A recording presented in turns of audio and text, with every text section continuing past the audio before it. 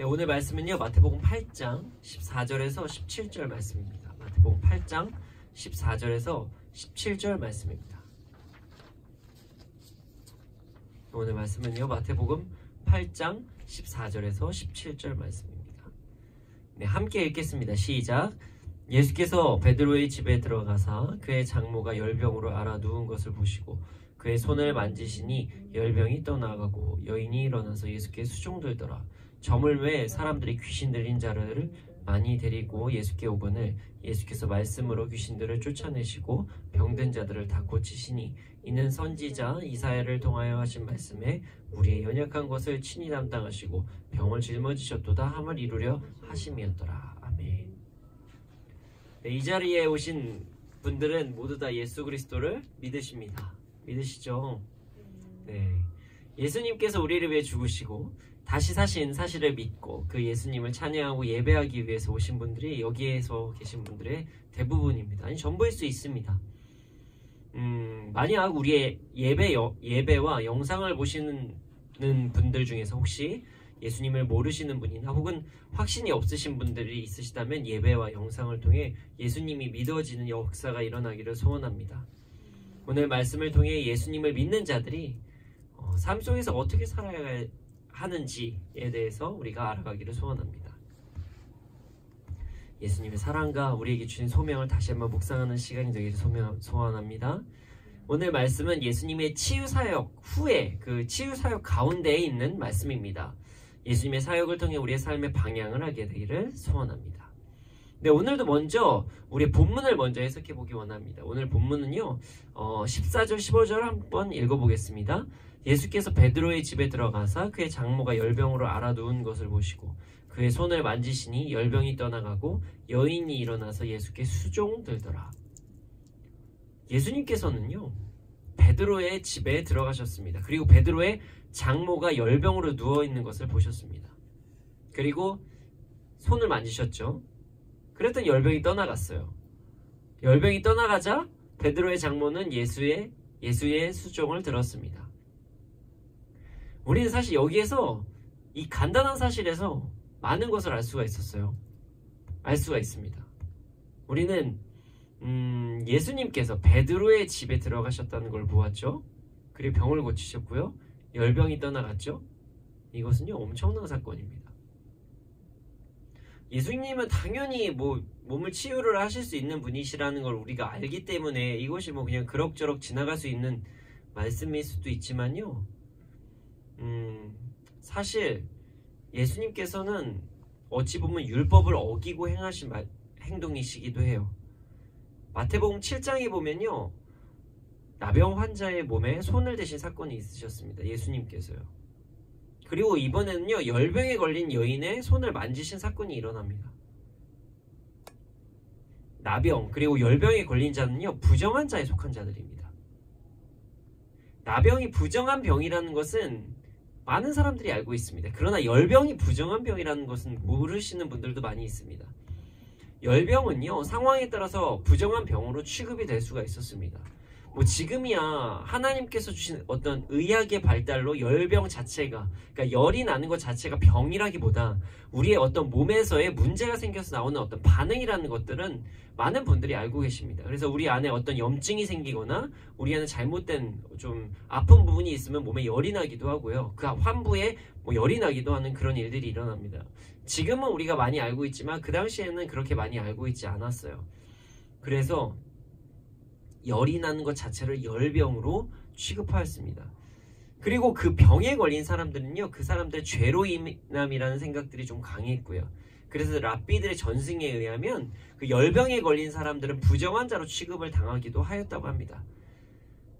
그러한 상황에서 예수님은 베드로의 장모의 손을 만지셨습니다. 그리고 치유하셨습니다. 부정한 자의 몸에 손을 대는 것은요 율법으로 보면 참 금하는 행동이에요. 그러나 예수님은 장모의 손을 만지셨어요. 레위기 5장 3절을 한번 봐볼게요. 레위기 5장 3절은요 제가 읽어보겠습니다. 만일 부지 중에 어떤 사람이 부정에 닿았는데 그 사람의 부정이 어떠한 부정이든 그것을 깨달았을 때는 허물이 있을 것이요. 자, 예수님들이 죄송합니다. 예수님의 예수님께서 랍비들의 전통을 몰랐을까요? 예수님이 율법을 몰랐을까요? 예수님은 율법을 아셨습니다. 랍비들이 어떻게 열병을 생각하는지도 아셨습니다. 당연히 아셨습니다. 왜냐면요, 요한복음 1장 14절에서 15절에 보면 이렇게 말씀이 나와 있죠. 말씀이 육신이 되어 우리 가운데 거하심에 우리가 그의 영광을 보니 아버지의 독생자의 영광이요 은혜와 진리가 충만하더라. 요한이 그에 대해 증언하여 외쳐 이르되 내가 전에 말하기를 내 뒤에 오시는 이가 나보다 앞선 것은 나보다 먼저 계심이라 한 것이 이 사람을 가리킴이라 하니라. 예수님은요 하나님이셨어요. 말씀이 육신이 되셔서 오신 분이 예수님이십니다. 그런데 예수님이 율법을 모르셨을까요? 예수님께서 랍비들의 전통을 모르셨을까요? 전혀 아닙니다. 예수님은요 율법에 대해서 잘 아셨고요. 당시의 문화에 대해서도 모르시는 분이 절대로 아닙니다.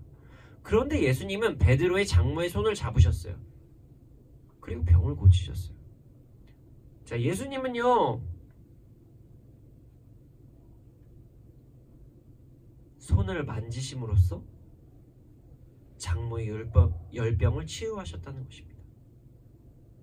이것은 예수님께서 오신 이유가 율법을 완성하시기 위해 오셨다는 것을 보여주시는 행동입니다. 율법은 있지요. 율법이 있어요. 그러나 율법의 본질이 사랑이라는 것을 우리에게 알려주시는 행동입니다. 어떤 행동, 행위에 대한 부분이 아니라 본질, 율법의 본질에 집중하라고 보이신 예수님이 몸으로 보이신 말씀입니다. 여러분, 율법의 본질은 사랑입니다. 율법의 본질은 사랑입니다. 그것을 기억하기를 소원합니다.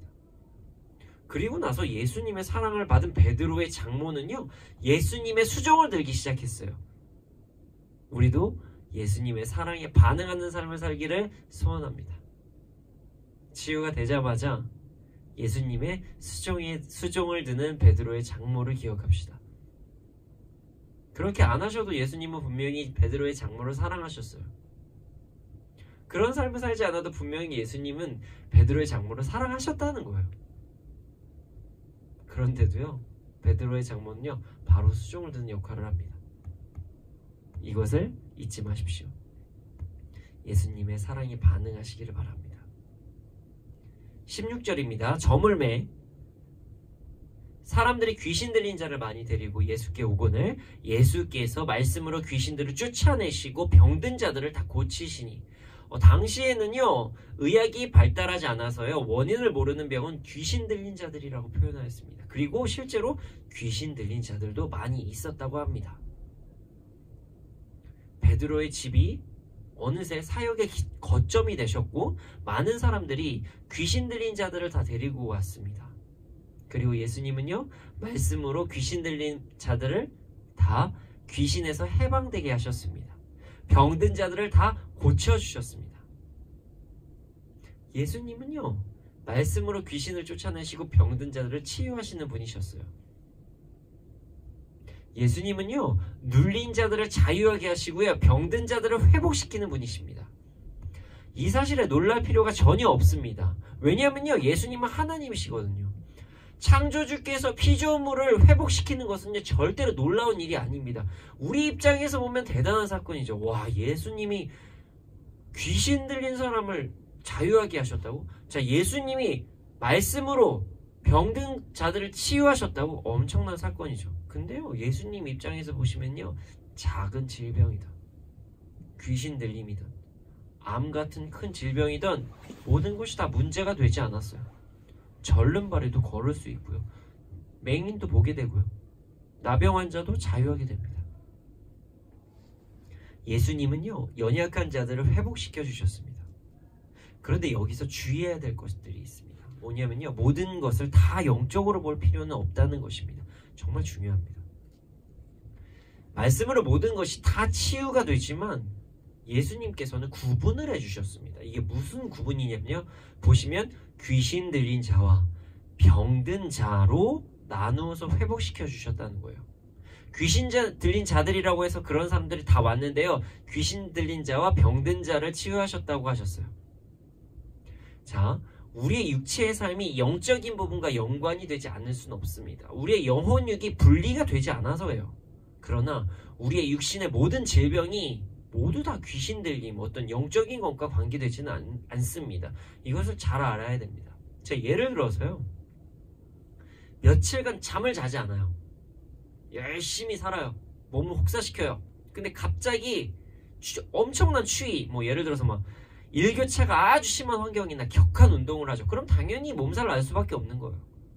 당연히 감기 걸릴 수밖에 없는 거예요. 아니면요, 근육이 놀라서 다칠 수도 있어요. 여러분, 무거운 물건 잘못 들으면요, 허리 다칠 수도 있어요.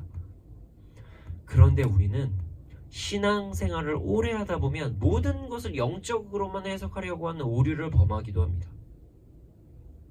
자신이 잘못한 것도, 단순한 피곤함도, 그냥 육체의 연약함도, 그냥 그로 인해서 일어나는 질병까지도, 모든 상해까지도 영적으로 해석할 수 있다는 것입니다.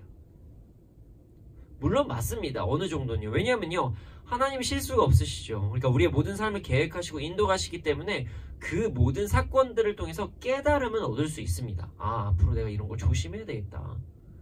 하나님께서는 이제 좀 잠 좀 잘하고 하시는구나. 아, 이제는 내가 좀 이제 외투를 좀 따뜻하게 입으라는 하나님께서 나를 보호하시는 그런 역사이시구나.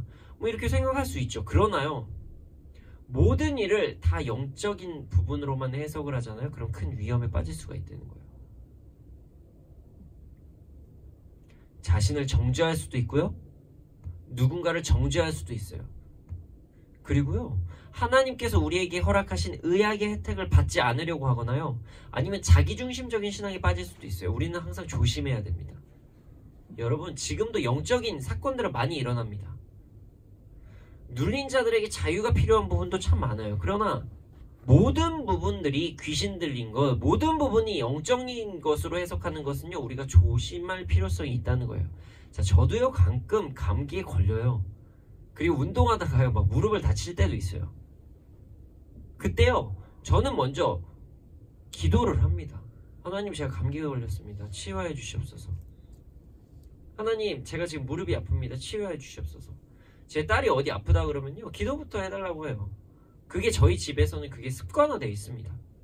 이것은요, 하나님을 먼저 신뢰하고 기도하는 것, 하나님을 내가 그만큼 신뢰하고 있다는 것이다. 하나님, 저는 정말 저의 모든 질병, 저의 아픈 모든 것을 해결하시는 분이 예수 그리스도시라는 것을 내가 알고 있습니다. 하나님이시라는 걸 알고 있습니다. 그러니까 저 치유해 주세요 라고 기도합니다. 기도를 하면요, 정말 감사하게 나을 때도 있어요. 초자연적인 현상을 저는 경험한 적도 참 많습니다. 그러나 저는 병원도 갑니다. 제 주위에 의사 선생님들이 몇 분 계십니다. 그래서요, 이런 상황에서는 어떻게 해야 될까요? 하고 여쭤볼 때도 있어요. 제가 한의원을 갈 때도 있고요, 일반 병원, 양약에 의존할 때도 있습니다. 저 비타민제도 잘 먹어요. 우리는요, 하나님께서 주신 문명의 혜택도 잘 받아야 됩니다. 그러나 잊지 말아야 될 것 있습니다. 모든 사건 상황 속에서 먼저 하나님을 찾는 것이 중요합니다. 그러나 모든 것들을 다 어떠한 귀신, 영적인 것으로 해석하는 것은 참 위험합니다. 그 안에서의 하나님의 섭리를 찾는 것은 매우 중요하고, 그 안에서의 어떤 깨달음을 얻는 것들은 매우 좋지만, 모든 것들을 영적인 것으로만 해석하려고 하는 것은 우리가 조심할 필요도 있습니다. 하나님의 섭리 안에 있는 세상의 지혜도 잘 활용해야 합니다. 그런 우리가 되기를 소원합니다. 17절입니다. 이는 선지자 이사야를 통하여 하신 말씀에 우리의 연약한 것을 친히 담당하시고 병을 짊어지셨도다 함을 이루려 하심이더라. 마지막 17절을 통해서요, 우리는 큰 기쁨을 누릴 수가 있습니다. 예수님의 존재, 예수님이 우리의 메시아이심을 확인할 수 있는 구절입니다. 예수님께서 우리의 연약함을 담당하시고 병을 짊어지셨다는 말씀으로 해석할 수 있기 때문입니다. 마침 이 전의 말씀은요, 백부장, 이방인이 구원을 받는 그런 역사가 일어나는 사건이기도 합니다. 예수님은요, 우리를 위해 오셨습니다.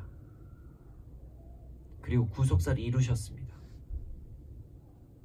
우리가 구원받은 것은요, 우리를 위해 죽으시고 부활하신 예수 그리스도를 믿음으로 인해서 우리의 모든 문제가 해결되는 그 사건이 구원입니다.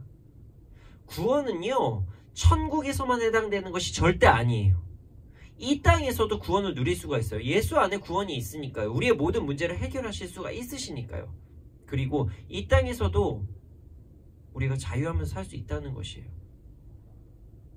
저는요, 주님을 정말 사랑합니다. 그래서 매일 아침에 일어나자마자 기도합니다. 그리고 눈을 감을 때도 기도합니다. 그런데 저에겐 아직도 오랜 시간 기도하지만 아직도 제가 원하는 응답이 아직 이루어지지 않을 때도 참 많아요. 그런 기도 제목들이 있어요. 아마 한 15년 동안 기도했는데도 이루어지지 않는 기도 제목들이 아직도 있습니다. 그러나 그것에 낙심하지 않고 주님을 신뢰하고 따를 수 있는 이유가 저에게는 있습니다. 아니, 우리 모두에게 있습니다. 그것은요, 주님을 향한 신뢰. 주님은 선하시고 나보다 나를 더 아시고 우리에게 가장 좋은 것을 주시는 분이라는 것을 알기 때문입니다. 여러분, 하나님의 시간과 우리가 원하는 것의 시간이 좀 다를 수도 있습니다. 그러나 하나님을 신뢰하시기를 소원합니다. 기도를 하지 말라는 게 아니에요. 구하지 말라는 것도 아닙니다. 그러나 구하고 우리는 기도하고 바라야 됩니다. 그러나 우리에게 인내라는 것도 잊지 말아야 된다는 것을 잊지 말아야 됩니다. 하나님은 언제나 우리에게 가장 귀한 시간에 가장 귀한 것으로 응답하실 것을 확신합니다. 오늘 말씀을 통해서 우리는 두 가지를요, 우리의 삶에 적용할 수 있습니다. 첫째는 사랑이고요, 둘째는 소명입니다.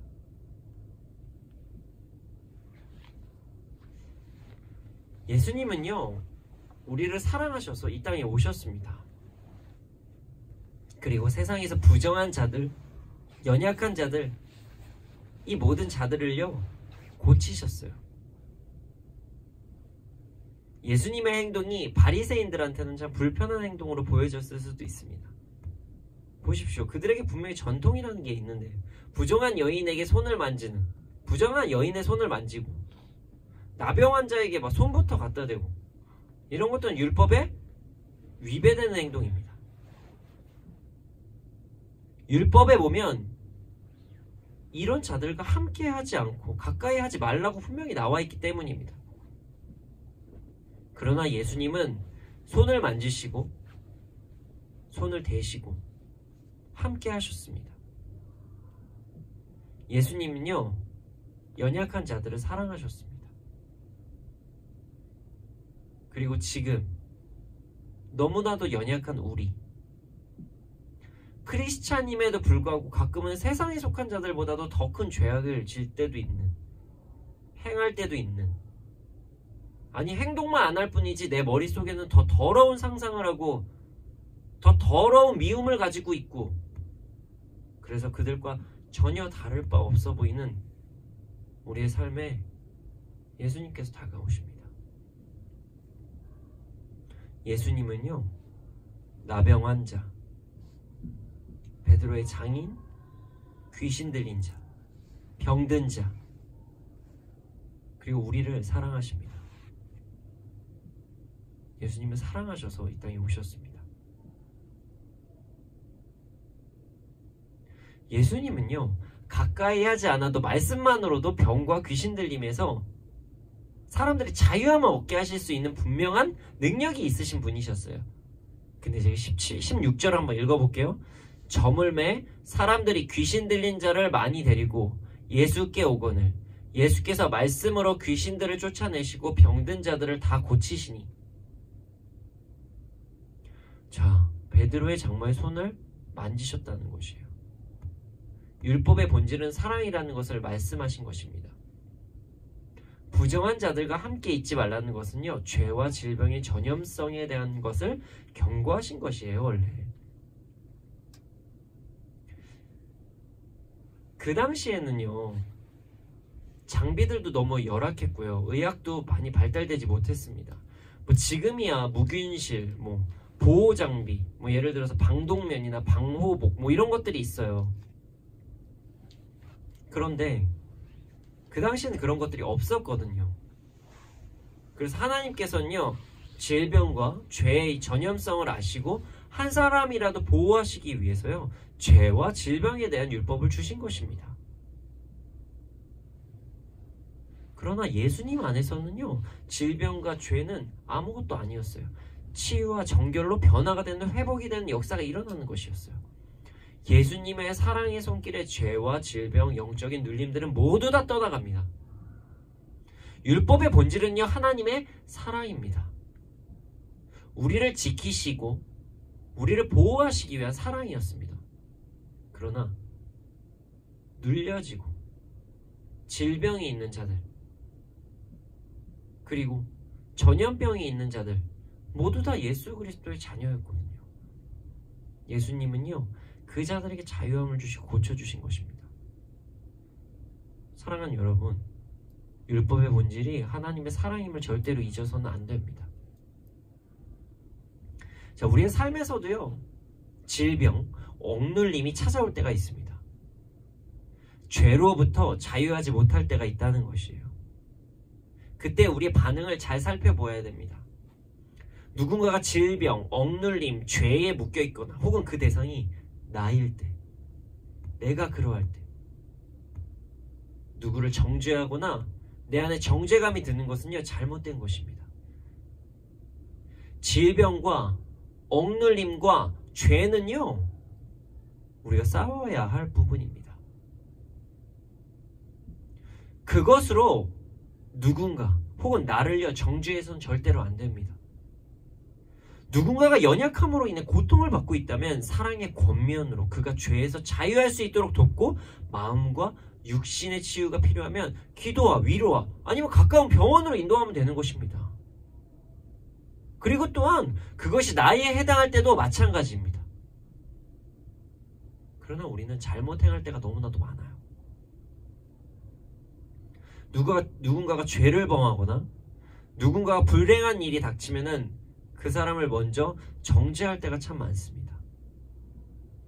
부정한 사람으로 취급하여 멀리하기도 합니다.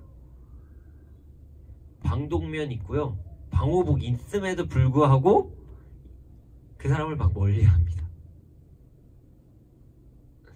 물론 가끔은 함께하지 말아야 될 때도 있어요. 왜냐하면 나 또한 어떠한 죄의 연약함이 있거나 아니면 심한 전염병이 있다면 주님께 맡기고 어떠한 이제 옷을 입거나 아니면 어떠한 장소를 보내서 온전하게 치유받을 수 있도록 어떤 전문가와 상담을 하게 하는 것도 참 좋습니다. 나에게 해당할 때도 동일합니다. 예를 들어서 내가 반복적으로 어떠한 죄를 지어요. 그러면 내가 그 죄를 범할 수 있는 장소에 가지 않으면 되는 것입니다. 그럴 때는 멀어지는 것도 맞죠. 내가 예를 들어서 뭐 독감에 걸렸어요. 그러면은 자연스럽게 좀 잠시 격리되어 있는 것도 나쁘진 않죠. 독감에 걸렸을 때 저희 애도 뭐 독감이 걸린 애들이 많다고 하면요, 다른 아이들 뭐 어린이집 안 보낸다고 하더라고요. 당연한 것이에요. 그러나 정죄는 얘기가 다르다는 것이에요. 우리는 정죄는 하지 말아야 됩니다. 우리는 권면을 해야 됩니다. 죄는 내가 그 사람의 죄를 정하는 것입니다. 너 죄인이다. 너 부정하다. 너 잘못됐어. 너 이거 나빠. 너 이상해. 여기에서 머무는 게 정죄예요. 그러나 권면은요, 그 사람의 연약함을 정확하게 판단은 해요. 아, 이 사람 뭐가 연약하구나. 그러나 그 사람에게 그냥 그거를 발설함으로 그 사람에게 정죄감을 주는 게 아니라 그 사람이 바른 길로 갈 수 있도록 끝까지 책임을 함께 하는 거예요. 책임까지 진다는 거예요. 정죄는 누구나 하기 쉬워요. 그러나 권면은 책임까지 함께 하는 것은 참 어렵습니다. 우리 안에 정죄가 아닌 사랑의 권면, 자신의 능력에 한해서 책임도 함께 할 수 있는 그 권면을 하는 우리가 되기를 소원합니다. 그것이 진정한 이웃 사랑입니다.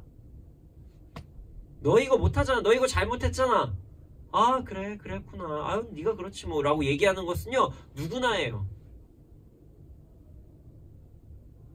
그러나 그 사람을 먼저 위로하고요.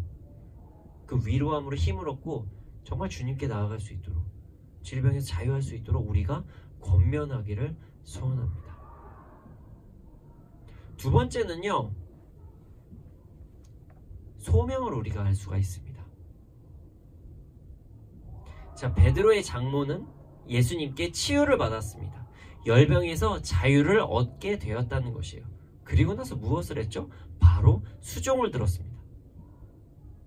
치유받고요, 자신의 소명을 바로 행한 것이에요. 우리는 예수 그리스도를 믿음으로 구원을 받았습니다. 구원받은 우리에게 모든 우리에게 소명이 주어집니다.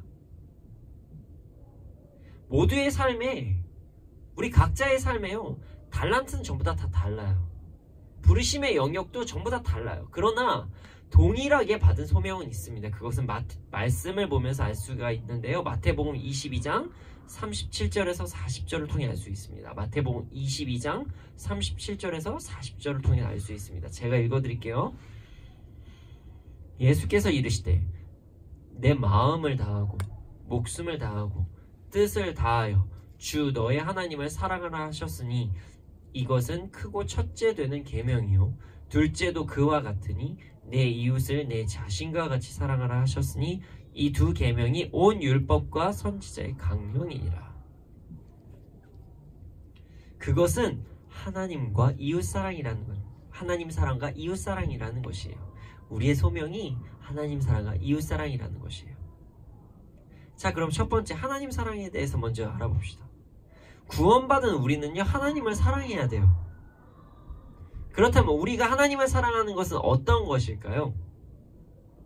자, 그것은 찬송과 예배입니다. 우리는 항상 하나님을 찬양하는 삶을 살아야 합니다. 이사야서 43장 21절에 보면요, 이 백성은 내가 나를 위해 지었나니 나를 찬송하게 하려 함이라. 자, 우리는요, 하나님을 찬송하기 위해서 지음받았어요. 하나님께서 원하시는 삶을 사는 게 하나님을 사랑하는 방법이겠죠. 내가 원하는 방법으로 하나님을 사랑하는 것이 아니라 하나님께서 원하시는 방법으로 사랑을 하는 게 진짜 원하는 대로, 하나님께서 원하시는 대로 사랑을 하는 것이 옳은 사랑이겠죠. 자, 우리의 삶이 항상 하나님을 찬송하고 하나님을 예배하는 삶이 되기를 소원합니다. 우리가 시간을 정해서 하나님께 예배드리고 하나님을 찬송하는 삶을 살기를 소원합니다. 지금 우리가 하나님을 높이며 드리는 예배, 이 예배를 드릴 때 다른 것에 집중하는 것이 아니라 하나님께 온전히 집중하여서 드리는 예배를 드리시기를 소원합니다. 또한 우리의 삶에서 모든 상황을 하나님의 관점으로 바라보고 어떤 상황에서도 하나님을 찬송하고 믿음의 선택을 하는 우리가 되기를 소원합니다. 여러분, 교회에 있는 순간, 아니면 예배를 드리는 그 순간에만 하나님을 찬송하는 것이 아니라 우리의 모든 삶과 모든 순간에 하나님을 찬송하고 예배드리기를 소원합니다. 우리는 모든 것보다 하나님을 더 중요하게 생각하고 하나님을 바라보는 삶을 살아야 됩니다. 이것이 하나님을 사랑하는 것입니다. 소명의 두 번째는요, 이웃사랑입니다. 자, 여기서 보면요, 이웃을 나의 몸과 같이 사랑하라고 말씀하셨습니다. 이것은 내가 할 수 있는 최선을 다해서 사랑하라고 하시는 것입니다. 내가 나를 아무리 사랑해도요, 내가 가진 달란트, 나의 영역 밖의 능력으로는 사랑할 수가 없습니다. 어떻게 이웃을 사랑해야 될까요, 그럼? 한마디로 뭐냐면요, 내가 할 수 있는 범위 안에서 최선을 다해서 사랑을 하는 것이에요. 우리는 내가 할 수 있는 최선의 범위 안에서 이웃을 사랑하기를 소원합니다. 그리고 어떻게 사랑해야 될까요?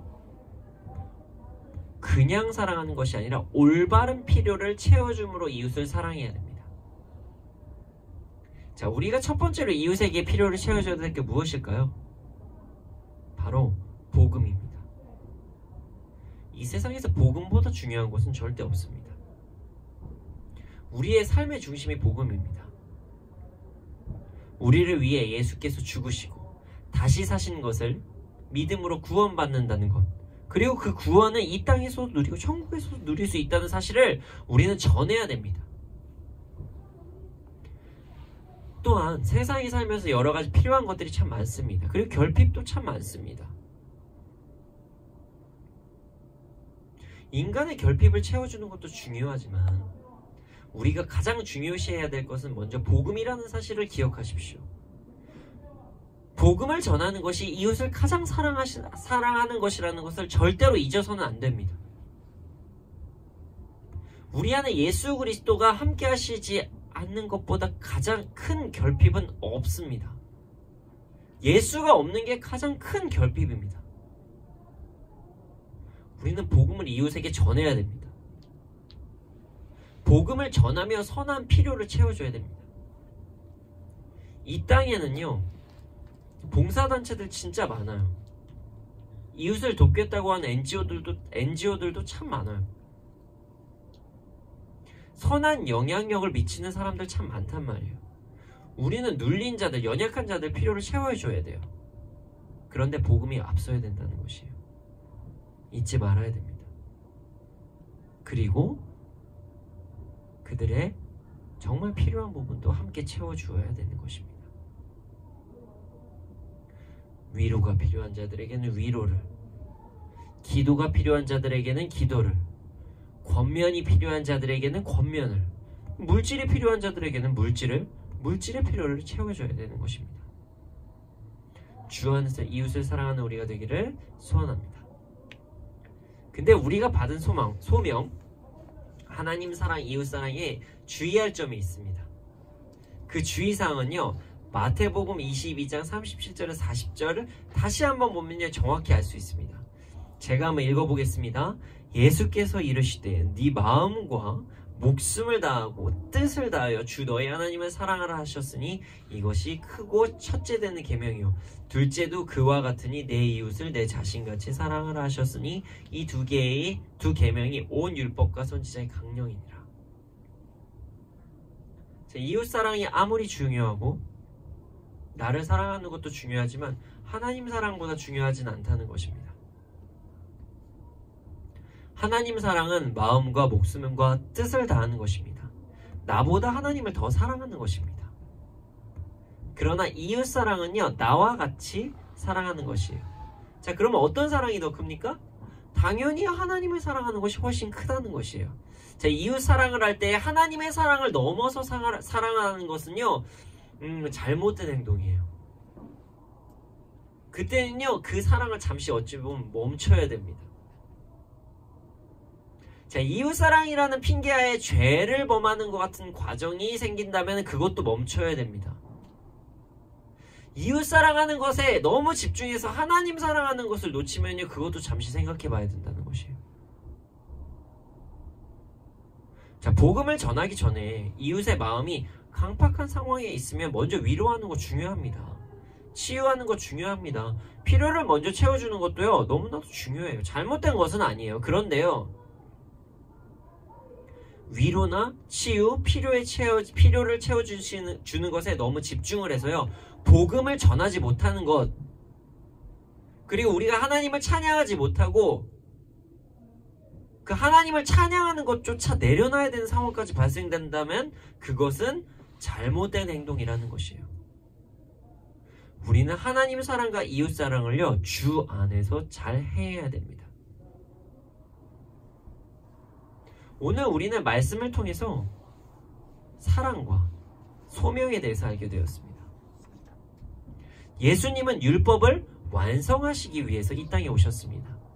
그리고 율법의 본질은 하나님의 사랑이라는 것도 우리는 알게 되었습니다. 우리는 예수님을 믿는 우리는요, 하나님의 사랑 안에 속하게 되었다는 것도요, 알게 되었습니다. 사랑 안에 속한 우리는 예수님과 같이 정죄가 아니라 사람들에게 권면을 하며 나와 남을 다 돌봐야 된다는 것도 알게 되었습니다. 또한 그 하나님을 사랑하는 자들은요, 그리고 하나님께, 예수님께, 성령님께 우리가 치유를 받은 자들, 그 모든 자들에게는 소명이 주어졌는데 그것은 하나님 사랑과 이웃 사랑이라는 것이에요. 그리고 우리는 우리의 모든 삶 속에서 찬양과 예배를 통해 하나님을 사랑하고 복음을 전하고 권면과 바른 체험을 통해 이웃을 사랑해야 된다는 것도 오늘 말씀을 통해 알 수 있게 되었습니다.